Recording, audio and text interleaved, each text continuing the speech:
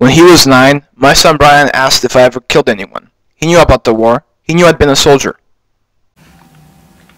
You keep on writing war stories. That means you must have killed someone. It was a difficult moment, but I did what seemed right, which was to say, Of course not. someday, I hope, he'll ask again. But here I want to pretend he's grown up. I want to tell him exactly what happened, or what I remember happening, and then I want to say to him that as a little boy, he was absolutely right. This is why I keep writing war stories. He was a short, slender young man of about 20. I was afraid of him, afraid of something, and as he passed me on the trail, I threw a grenade that exploded at his feet and killed him. Or, to go back. Shortly after midnight, we moved into the ambush site outside my ke. The whole platoon was there, spread out in the dense brush along the trail, and for 5 hours, nothing at all happened. We were working in 2-man teams, one man on guard while the other slept, switching off every 2 hours. And I remember it was still dark when Kiowa shook me awake for the final watch. The day was long and hot.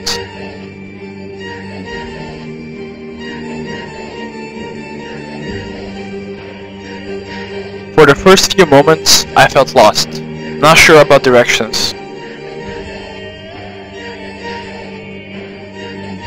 Groping for my gas mask and weapon.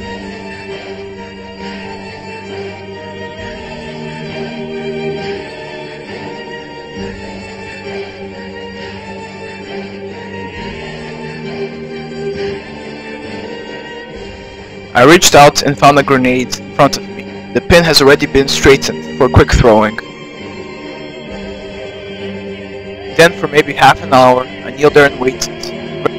The mosquitoes were fierce. I remember slapping them, wondering if I should wake up Kiowa and ask him for some repellent, then thinking it was a bad idea.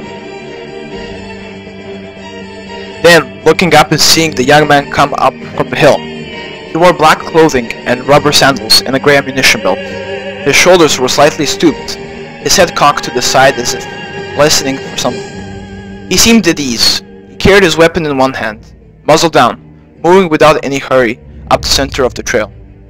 There was no sound at all, none that I can remember. In a way, it seemed he was part of the morning fog, or my own imagination. There was also the reality of what was happening in my stomach. I had already pulled the pin on a grenade. I had come up to a crouch. It was entirely automatic. I crouched and kept my head low. I was terrified. There were no thoughts about killing. The grenade was to make him go away, just evaporate. And I leaned back and felt my mind go empty, then felt it fill up. I had already thrown the grenade before telling myself to throw it. The grenade bounced once and rolled across the trail. I did not hear it, but there must have been a sound. Because the young man dropped his weapon and began to run. Just 2 or 3 quick steps. Then he hesitated, swiveling to his right, and he glanced down at the grenade and tried to cover his head, but never did.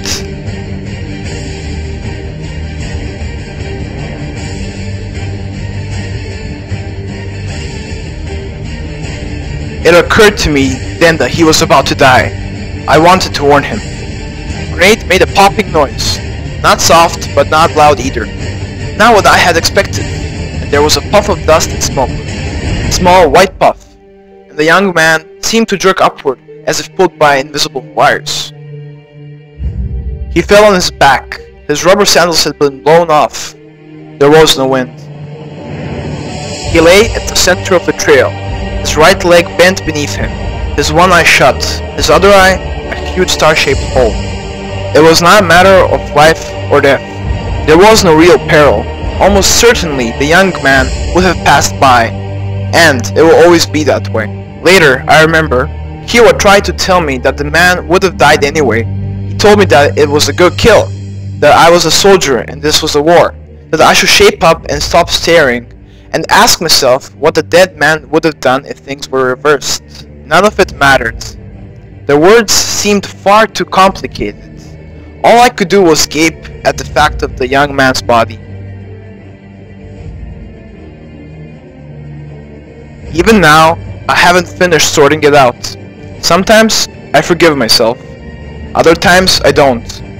In the ordinary hours of life, I try not to dwell on it, but now and then, when I'm reading a newspaper or just sitting alone in a room, I look up and see the young man coming up from the hill. I watch him walk toward me, his shoulders slightly stooped, his head cocked to the side, and he'll pass within a few yards of me, and suddenly smile at some secret thoughts, and then continue up the trail to where it bends back into the hills.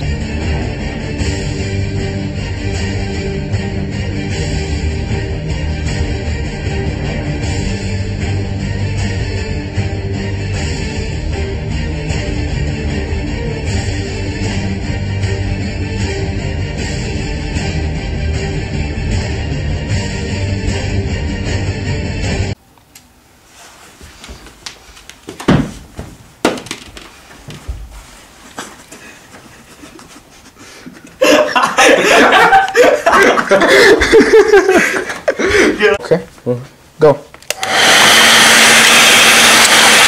Stop.